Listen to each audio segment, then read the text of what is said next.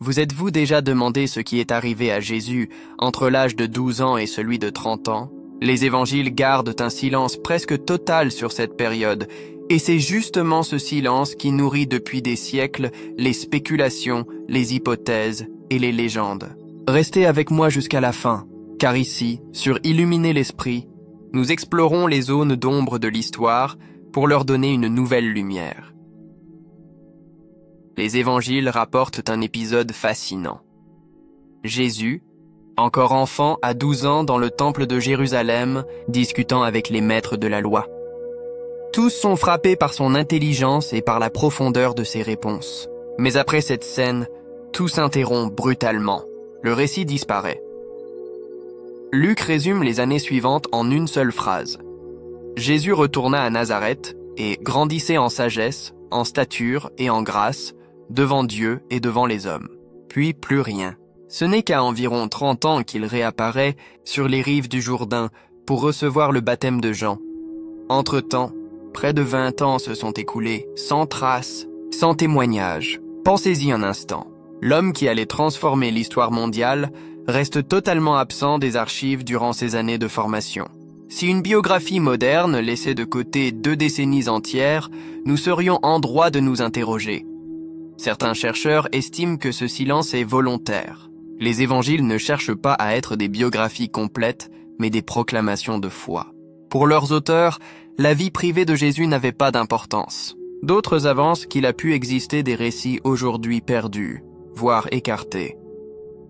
Toujours est-il que ce vide a ouvert la porte à toutes sortes d'hypothèses.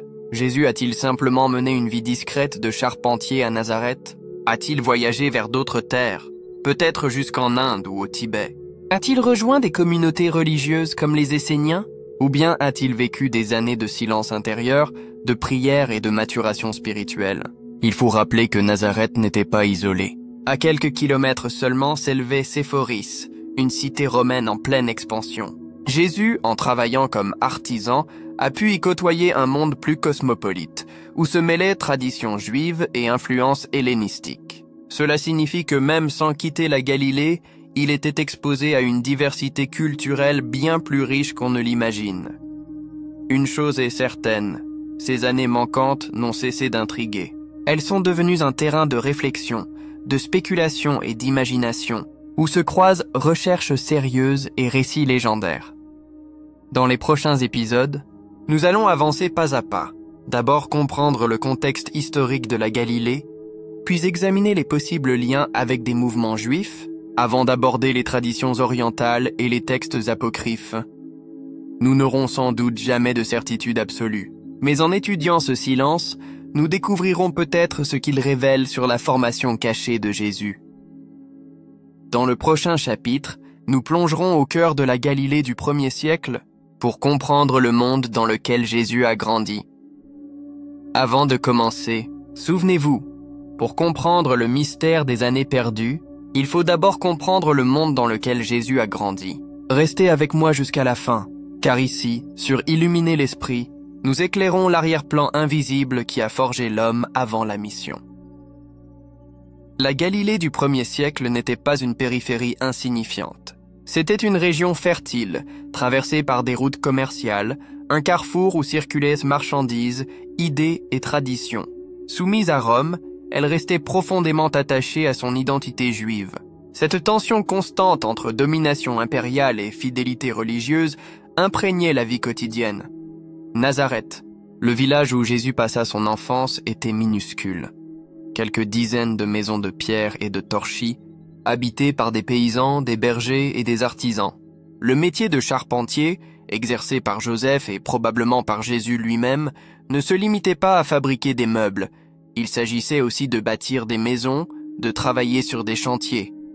Or, à quelques kilomètres de là, la cité de Séphoris connaissait une croissance rapide sous l'influence romaine. Il est tout à fait plausible que le jeune Jésus y ait travaillé et qu'il y ait découvert un monde plus urbain, mêlant culture gréco-romaine et tradition juive. Autour du lac de Génézareth prospéraient des villes comme Capharnaüm, Bethsaïde et Tibériade. Elles accueillaient pêcheurs, marchands et soldats. On y entendait plusieurs langues, l'araméen du peuple, l'hébreu du culte, le grec du commerce et de l'administration. Jésus a probablement maîtrisé au moins 2 de ces idiomes, ce qui expliquerait sa capacité à dialoguer avec des interlocuteurs très différents, des paysans galiléens jusqu'aux officiers romains. Religieusement, le paysage était fragmenté. Les pharisiens insistaient sur la stricte observance de la loi et des traditions orales. Les sadducéens, issus de l'aristocratie sacerdotale, rejetaient la résurrection et collaboraient souvent avec Rome. Les zélotes prônaient la résistance armée contre l'occupant. Enfin, les Esséniens choisissaient l'isolement dans des communautés ascétiques, en attendant un Messie. Jésus a grandi au milieu de cette mosaïque d'idéologie et de tensions. Il faut aussi rappeler la réputation peu flatteuse de la Galilée. Dans l'évangile de Jean, on lit cette question méprisante. De Nazareth peut-il sortir quelque chose de bon? Pour les élites de Jérusalem, les Galiléens étaient rustiques, mal instruits. Et pourtant, c'est de cette terre méprisée qu'allait surgir celui qui bouleverserait l'histoire. La réalité sociale était rude. Les impôts écrasants imposés par Rome, relayés par Hérode Antipas, plongeaient les paysans dans la pauvreté. Les inégalités étaient criantes. Ce contexte explique pourquoi, plus tard, Jésus prêchera la justice pour les pauvres, la libération des opprimés et la venue d'un royaume qui renverse les puissants. Ainsi, même sans voyage lointain, la Galilée offrait déjà à Jésus une école unique. Elle lui montrait à la fois la dureté de la vie des simples et la diversité culturelle d'un monde en mutation. Dans le prochain chapitre, nous examinerons une piste intrigante. Jésus aurait-il pu être en contact avec certains groupes religieux de son temps, notamment les mystérieux Esséniens? Si l'on veut comprendre les années perdues de Jésus, il faut se demander non seulement où il se trouvait, mais aussi avec qui il a pu être en contact. Le judaïsme du 1er siècle était loin d'être homogène. C'était un paysage traversé par des tensions, où plusieurs groupes proposaient des visions opposées de la loi et du destin d'Israël. Les pharisiens formaient un courant influent, très attaché à l'observance stricte de la loi et des traditions orales. Ils croyaient à la résurrection et à une vie future. Certains thèmes de Jésus rappellent leurs convictions, mais ils dénonçaient avec vigueur leur hypocrisie et leur tendance à transformer la foi en un poids insupportable pour le peuple. Les Sadducéens, issus des familles sacerdotales, étaient liés au temple de Jérusalem. Ils rejetaient la résurrection, ne reconnaissèrent que la loi écrite et collaborèrent souvent avec Rome pour conserver leurs privilèges. Leurs intérêts s'opposaient radicalement à ceux de Jésus, dont le message contestait les fondements mêmes de leur pouvoir religieux et politique. Les Zélotes incarnaient la voie de la résistance armée. Pour eux, Israël ne pouvait être libéré qu'à travers la révolte contre Rome. Leur intransigeance mènera plus tard à la guerre juive et à la destruction de Jérusalem. Parmi les disciples de Jésus, un certain Simon portait d'ailleurs le surnom de Zélote. Pourtant, Jésus ne prônait pas la violence. Il invitait à aimer ses ennemis et à dépasser la haine. Restent les Esséniens, le groupe le plus mystérieux. Ils vivaient en communautés retirées, comme celle de Qumran près de la mer Morte. Ils pratiquaient des rituels de purification, une vie austère et attendaient la venue imminente d'un Messie. Les manuscrits découverts à Qumran au XXe siècle ont révélé leur vision du monde. Un combat apocalyptique entre les fils de la lumière et ceux des ténèbres. Une discipline stricte, une espérance ardente. Peut-on imaginer que Jésus ait eu des contacts avec eux? Les parallèles intriguent. Le baptême comme rite de purification, l'attente d'un royaume, la vie communautaire marquée par une exigence morale, autant d'éléments qui rappellent certains aspects de son ministère. Jean le Baptiste lui-même, qui prêchait dans le désert et pratiquait le baptême, semble proche de cette mouvance. Mais les différences sont frappantes. Les Esséniens se séparaient du monde, Jésus allait à sa rencontre. Ils rejetaient les pécheurs, Jésus les accueillait. Ils attendaient 2 messies, l'un royal et l'autre sacerdotal. Jésus a incarné une voie nouvelle, celle du serviteur humble et universel. Certains textes apocryphes vont jusqu'à dire que Jésus aurait étudié chez les Esséniens et qu'il en aurait reçu un savoir secret. Ces récits n'ont aucune base historique solide, mais ils révèlent la fascination qu'exerçait cette hypothèse. Peut-être la vérité est-elle plus simple. Jésus connaissait ces courants, les observait, mais n'appartenait à aucun d'entre eux. Il ne fut ni pharisien, ni sadducéen, ni zélote, ni essénien. Il a tracé un chemin inédit qui s'inspirait de l'héritage d'Israël tout en le dépassant. Ainsi, les années perdues peuvent être comprises comme une période d'observation et de discernement, un temps où Jésus confrontait les voies de son époque avant de proposer une voie radicalement nouvelle. Dans le prochain chapitre, nous quitterons la Judée pour explorer une hypothèse audacieuse. Et si Jésus avait voyagé jusqu'en Orient, en Inde, en Perse, voire au Tibet? Jusqu'ici, nous avons examiné le silence des évangiles, le contexte galiléen et les possibles contacts avec des groupes juifs. Mais une des hypothèses les plus audacieuses va encore plus loin. Certaines traditions affirment que Jésus aurait quitté la Judée pour voyager en Orient, jusqu'en Inde, en Perse et même au Tibet. Restez jusqu'à la fin, car sur Illuminer l'Esprit, nous allons explorer ces récits avec un regard critique et historique. La première mention de cette théorie apparaît au XIXe siècle.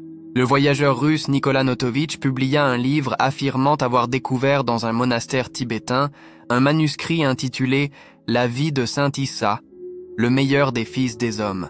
Le texte racontait qu'un sage venu d'Occident serait allé en Inde, aurait étudié les enseignements des brahmanes, puis vécu parmi les moines bouddhistes de l'Himalaya avant de revenir dans sa terre natale. La ressemblance entre Issa et Jésus était frappante. Le manuscrit semblait combler parfaitement les années manquantes des évangiles, entre 12 et 30 ans. Mais la publication suscita la controverse. Les chercheurs occidentaux accusèrent Notovitch d'invention. Les investigations ultérieures dans le monastère mentionné ne révélèrent aucun texte correspondant.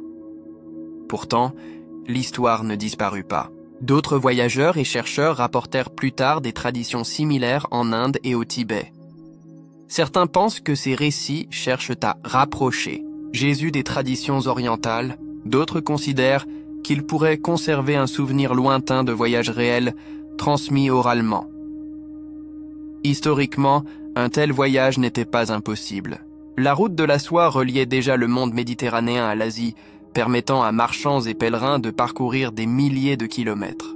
Pour un jeune homme déterminé, le trajet était difficile, mais envisageable. Si Jésus avait vraiment voyagé en Inde, il aurait pu découvrir des enseignements hindous sur la primauté de l'esprit sur la matière, la réalité divine immanente en tout être. Le bouddhisme lui aurait enseigné la compassion, le détachement des biens matériels et la valeur de la méditation. Certains voient des échos de ces idées dans ces paroles. Ne vous amassez pas de trésors sur la terre. Ou aimez vos ennemis. Cependant, des similitudes ne prouvent pas l'influence directe. Ces thèmes peuvent émerger indépendamment dans diverses traditions. Et beaucoup de ce que Jésus enseignait avait déjà ses racines dans le judaïsme. Néanmoins, la question reste, comment un charpentier de Galilée a-t-il acquis une sagesse aussi universelle? Il est intéressant de noter que dans la tradition islamique, Jésus, nommé Isa, est aussi décrit comme un voyageur apportant un enseignement universel. Cela montre que l'idée d'un Jésus en Orient ne se limite pas à l'imaginaire occidental.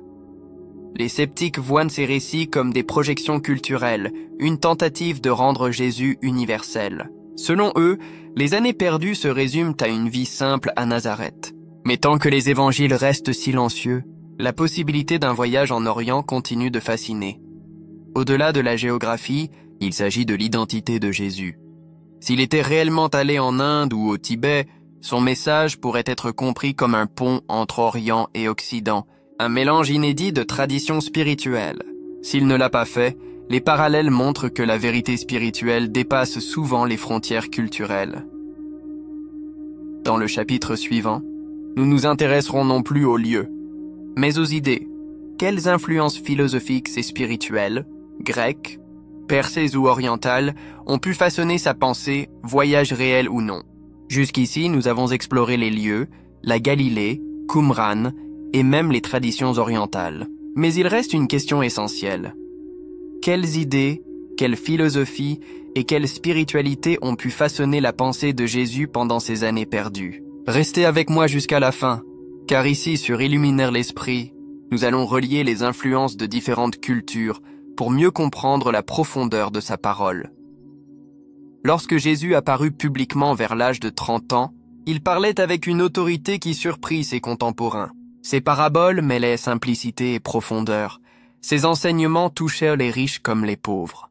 Rien ne laissait penser à une improvisation. Ses mots reflétaient un long mûrissement intérieur. Le monde méditerranéen du 1er siècle était un carrefour intellectuel. Les routes romaines facilitaient la circulation des marchandises, mais aussi des idées. Même en Galilée, des échos de philosophie grecque, perse et orientale circulaient. La philosophie grecque, notamment le stoïcisme, enseignait la vertu, la maîtrise des passions et la sérénité face au destin. Quand Jésus dit « Ne vous inquiétez pas du lendemain », on retrouve une résonance avec cette sagesse. Les cyniques, philosophes itinérants prônant la simplicité et le refus des conventions sociales, partagent aussi certains traits avec Jésus et ses disciples qui parcouraient villages et campagnes sans posséder de biens. Du côté perse, le zoroastrisme apportait l'idée d'un combat cosmique entre le bien et le mal, l'attente d'un sauveur et le jugement final. Ces thèmes, transmis à travers l'exil babylonien, résonnent dans l'enseignement de Jésus sur le royaume de Dieu comme triomphe du bien sur le mal. Si l'on considère la possibilité de voyage en Orient, d'autres influences peuvent être envisagées. L'hindouisme insiste sur la primauté du spirituel sur le matériel, le bouddhisme sur la compassion, le détachement et la méditation. Les retraites de Jésus dans les montagnes ou le désert et ses recommandations sur le détachement matériel peuvent évoquer ces idées. Enfin, l'Égypte, avec Alexandrie comme centre intellectuel, mêlait philosophie grecque et pensée juive. Philo d'Alexandrie tentait de concilier la Torah avec la philosophie grecque. Même sans visite directe, ces idées pouvaient circuler jusqu'en Galilée et influencer indirectement Jésus. Mais l'essentiel n'est pas de savoir d'où il a puisé, mais comment il a transformé ses influences. Il ne se contentait pas de répéter. La sagesse stoïque devint confiance en Dieu. La vie ascétique des cyniques se transforma en amour radical du prochain. Les rituels de pureté esséniens se métamorphosèrent en accueil des pécheurs. Son génie fut de rendre compréhensibles à tous des concepts complexes. Ainsi, la question que se posaient ses contemporains, d'où lui vient cette sagesse s'il n'a étudié dans aucune école, trouve sa réponse possible dans ces années de préparation silencieuse. Observation, réflexion et synthèse ont façonné sa parole et sa mission. Les années perdues apparaissent alors comme un laboratoire invisible, où se sont formés les principes et la profondeur de son enseignement avant qu'il ne commence à transformer le monde. Dans le chapitre suivant, nous nous tournerons vers le silence même de ces années et son rôle dans la maturation spirituelle de Jésus. Avant de commencer, rappelons ceci. Ce que nous allons explorer ne concerne pas seulement Jésus, mais nous invite aussi à réfléchir à nos propres périodes silencieuses. Restez jusqu'au bout, car ici sur Illuminaire l'Esprit, nous montrons comment les temps invisibles peuvent préparer les plus grandes transformations. Nous avons déjà étudié les voyages possibles, les influences philosophiques et religieuses et les contacts avec certaines sectes. Mais une explication plus simple, et pourtant profonde, pourrait suffire. Les années perdues furent peut-être un temps de croissance intérieure, de prière et de maturation, loin de l'attention publique. Luc résume cette période en une seule phrase. Après l'épisode au temple, Jésus retourna à Nazareth et grandissait en sagesse, en stature et en grâce, devant Dieu et devant les hommes. 18 années réduites à quelques mots. Pourtant, ce silence indique une lente préparation. Dans la Bible, le silence précède souvent la mission. Moïse passe des années dans le désert de Madian avant de revenir en Égypte. Élie se retire au mont Horeb et entend Dieu dans un souffle discret plutôt que dans la tempête. Jean-Baptiste vit retiré dans le désert avant de prêcher. Ces exemples montrent que les grands desseins nécessitent des temps cachés. On peut imaginer Jésus à Nazareth, jeune charpentier, travaillant quotidiennement, observant, méditant et priant. Chaque geste banal devient discipline. Chaque instant de silence contribue à sa formation intérieure. Mais ce silence n'est pas isolement. Il l'expose aux difficultés de la vie. Pauvreté, oppression fiscale, injustice sociale. Ces expériences nourrissent son empathie pour les pauvres, sa lucidité face aux puissants et sa capacité à transformer le cœur des hommes. La prière a probablement structuré ces années. Les évangiles racontent comment Jésus plus tard se retirait régulièrement dans la solitude pour prier, parfois toute la nuit. Cette habitude ne naît pas subitement. Elle se développe sur des années de pratique silencieuse. Le silence est ainsi fécond. Comme une graine sous terre, invisible, il prépare la croissance future. Lorsque Jésus apparaît publiquement, son message est clair, mature et puissant. L'autorité et la profondeur de son enseignement témoignent de cette longue préparation. Le silence pouvait aussi avoir une dimension pratique. À une époque de tension politique, une exposition prématurée aurait été dangereuse. La discrétion protège et permet de mûrir avant l'heure. Pour nous, cette interprétation est universelle. Même les périodes invisibles ou silencieuses peuvent être les plus productives. Les années perdues ne furent pas vaines. Elles formèrent un homme prêt à transformer le monde.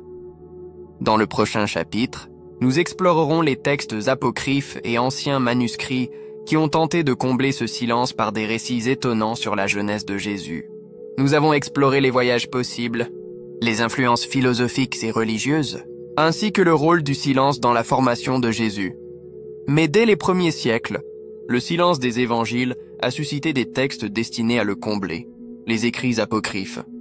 Restez jusqu'à la fin car sur Illuminer l'Esprit, nous examinerons comment ces textes révèlent moins la réalité historique que les attentes et l'imagination des premières communautés chrétiennes. Le terme apocryphe signifie « caché ». Ces textes, produits au cours des premiers siècles, n'ont pas été intégrés au Nouveau Testament. Beaucoup abordent l'enfance et la jeunesse de Jésus, la période que les évangiles canonisés ne décrivent pas. Si leur valeur historique est limitée, ils nous renseignent sur la manière dont les premiers chrétiens comblaient les lacunes.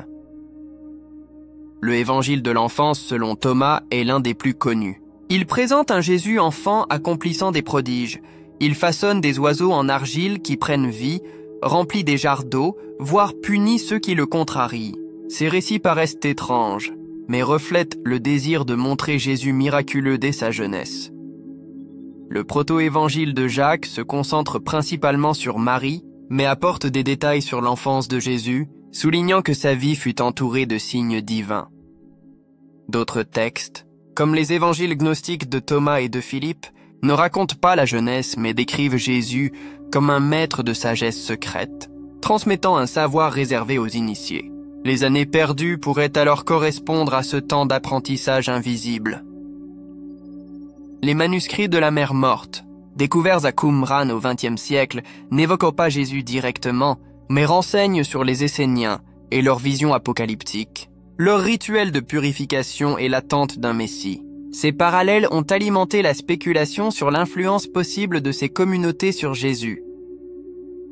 D'autres textes, tels que l'évangile arabe de l'enfance, racontent que Jésus, enfant, parlait aux animaux, guérissait et accomplissait des miracles pendant la fuite en Égypte. Bien que ces récits ne soient pas historiquement fiables, ils montrent l'inventivité des traditions populaires pour combler le silence des évangiles. Peut-on se fier à ces écrits? Les chercheurs sont prudents. La plupart ont été rédigés des siècles après les événements et reflètent davantage la théologie et la créativité des auteurs que la réalité historique. Leur intérêt réside ailleurs. Ils témoignent du besoin des premières communautés de raconter ce qui n'était pas consigné. Ces textes ont également influencé l'art et la culture populaire. De nombreuses représentations médiévales de l'enfance de Jésus proviennent de ces récits plutôt que des évangiles officiels. En définitive, ces écrits nous montrent moins ce que fit Jésus que l'importance que ses contemporains et successeurs accordaient à ces années silencieuses. Le vide des évangiles est ainsi devenu un espace que l'imagination s'est efforcée de remplir. Dans le dernier chapitre de cette série, nous verrons comment Jésus réapparaît dans les sources historiques et religieuses et comment ces années préparatoires ont façonné sa mission publique. Avant de commencer, une invitation. Si cette exploration des années perdues de Jésus vous a ouvert de nouvelles perspectives, restez avec Illuminer l'Esprit. Nous continuerons à examiner les silences de l'histoire, à peser les sources et à poser les questions que d'autres négligentent. Après près de 2 décennies de silence, Jésus réapparaît dans les sources. Selon Luc, il avait environ 30 ans lorsqu'il se présenta au Jourdain pour être baptisé par Jean. C'est le point de bascule. La vie cachée s'achève. La mission publique commence. La scène du baptême est riche de sens. Jésus se met à la place du peuple, descend dans l'eau comme tous les autres. Pourtant, le récit souligne un signe exceptionnel. Une voix venant du ciel proclame qu'il est le Fils bien-aimé. C'est la transition de l'ombre vers la lumière, du privé vers le public. Ce qui frappe immédiatement, c'est que Jésus apparaît déjà pleinement préparé. Ses paroles ont autorité, sa compassion est immédiate, sa vision du royaume de Dieu est claire et radicale. Aucun flottement, aucune improvisation. Les années perdues ont été des années de formation. On retrouve les traces de cette maturation dans ses enseignements. Les paraboles reflètent la vie rurale galiléenne, semailles, bergers, pêcheurs. Son indignation face aux injustices traduit une expérience directe de la pauvreté et de l'oppression. Son ouverture aux étrangers et aux marginalisés montre une compréhension des cultures et des langues diverses. Que ces qualités proviennent de voyages, de contacts avec des courants religieux ou simplement de longues années de travail et de prière à Nazareth, le résultat est le même. Lorsque Jésus apparaît, il est prêt, complet. La portée de ces années silencieuses est considérable. Elle montre que l'histoire se construit non seulement dans les actions visibles, mais aussi dans les périodes cachées où la discipline, la réflexion et la prière préparent les grandes transformations. Désormais, la vie de Jésus ne peut plus rester dans l'ombre. Sa mission le conduit aux pauvres, aux malades, aux exclus et enfin au conflit avec les puissants. Mais la force, la clarté et la profondeur de son message portent la marque des années perdues, qui n'ont pas été perdues, mais fécondes. Nous ne saurons probablement jamais ce qui s'est exactement passé entre 12 et 30 ans. Mais quand Jésus se manifeste publiquement, le monde change. Les années silencieuses ont atteint leur but. Ainsi s'achève notre série sur les années perdues de Jésus. Si cette exploration vous a éclairé, abonnez-vous à Illuminer l'Esprit et partagez-la. D'autres mystères attendent d'être révélés, et nous continuerons à chercher la lumière là où les sources se taisent.